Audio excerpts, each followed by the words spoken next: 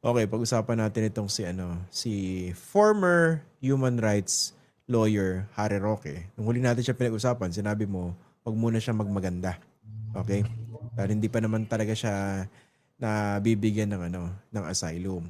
Okay, 'di ba meron siyang binanggit, no? Siya yung source ng information na 'yan eh. By December 15, okay?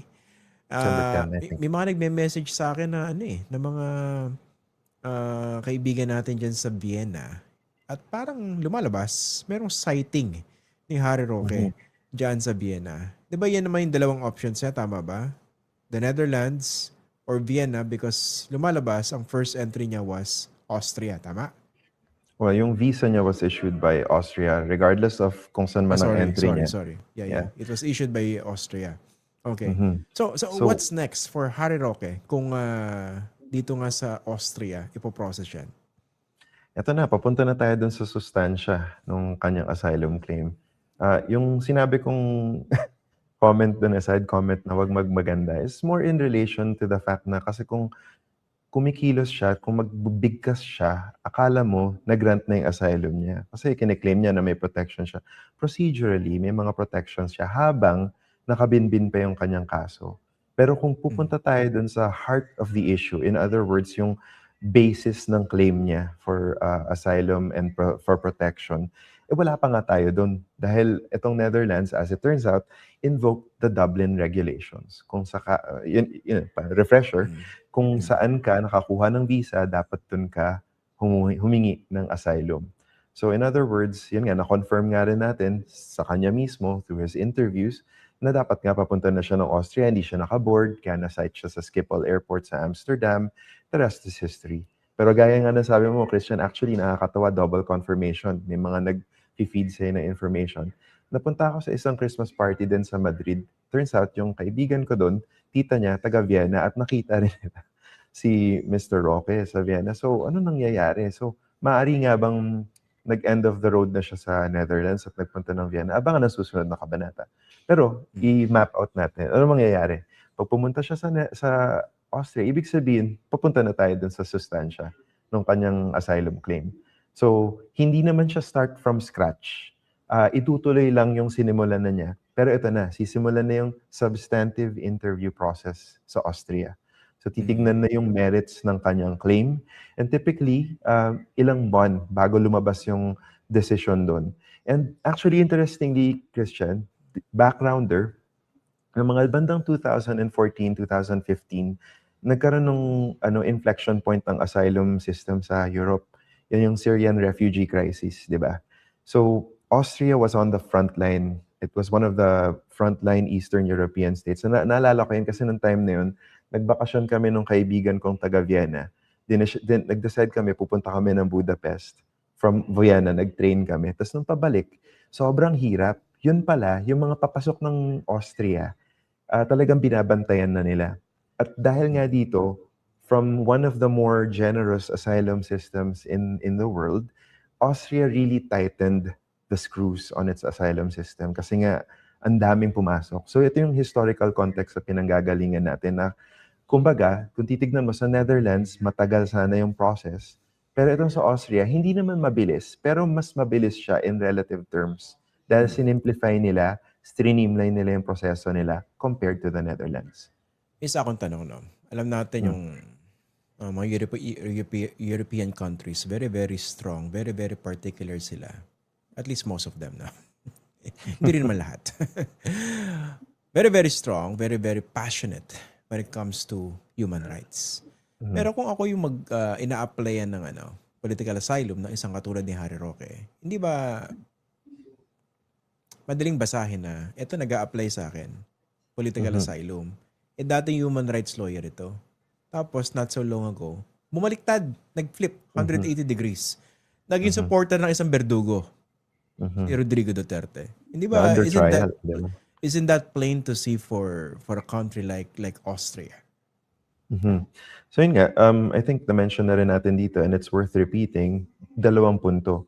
Una sa lahat, a country like Austria subscribes to that and under the European framework nga, nirerespeto nila ang human rights. So kung ikaw ay author ng human rights violation, malamang hindi ka bibigyan. Pangalawang punto, convention pa lang on refugees.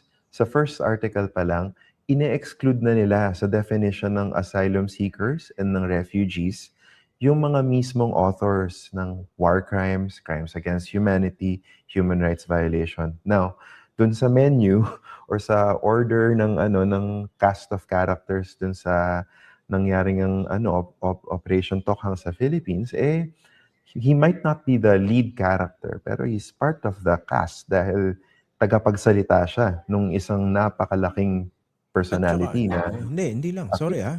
Lagyan ko ng Hmm. additional context yan. One of the biggest persecutors, di ba? Holding the mic.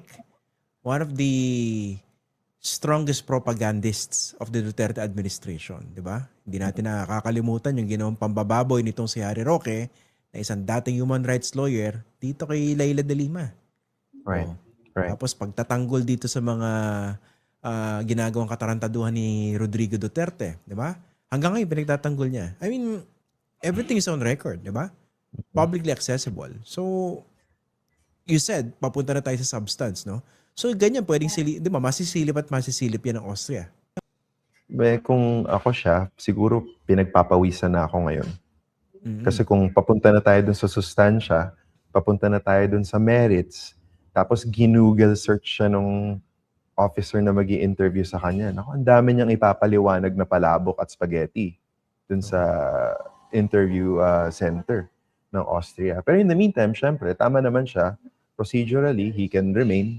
Hindi siya pwedeng galawin kahit na may Interpol red notice. Talagang suspended yun. Pero, yun nga, ang nakita ko ngayon, parang mas mabilis ata sa Austria kaysa sa Netherlands. Talaga. Yung expedited process nila, usually gano'ng katagal yan. Kasi kung pinagpapawisan yung naging kili-kili ni Harry Roque ngayon, makakabuti kung mas mabilis yung proseso, hindi ba? Hindi. Not necessarily. Pwede rin pala magtagal, no? Oo. Yung Meron pa rin expedited siyang process na yan, mga gano'ng katagal yan? So, yung basa ko dito, sabi nila, mga around 1 year daw. Pero syempre, Mr. Roque being the creative person that he is, kung merong reasons for him to not be transferred back to the Philippines, pwede siyang humingi ng saklolo sa court system ng Austria. Pero kapag may finality na to, yun kailangan na talaga niyang umalis. At lahat ng mga red notices, lahat ng mga warrants, biglang mabubuhay ulit. So in other words, kahit na mag-apply ang Philippines ngayon ng red notice against Mr. Roque, hindi kasi talaga siya enforceable under the convention, under the rules. Hangga't hindi matapos yung pag-hear dun sa kanya, bibigyan siya ng day in court. Kumbaga, yung chance niya to be heard. Nga lang, baka hindi niya magustuhan yung mga tanong sa kanya. Okay. May protection talaga ritong para dito kay Harry Roque habang dinidinig yung kanyang petition for asylum. Okay. Correct. Pero pwede ba mag-intervention dyan? For instance, yung mga human rights victims, pwede ba sila mag-intervene or magbigay, kung mag-FYI dito sa Austrian government? Pwede yun? They can write. Alam mo, ganun din naman ang ginawa ng mga kapwa Filipinos natin sa Netherlands na na-concern na inaabuso yung asylum system.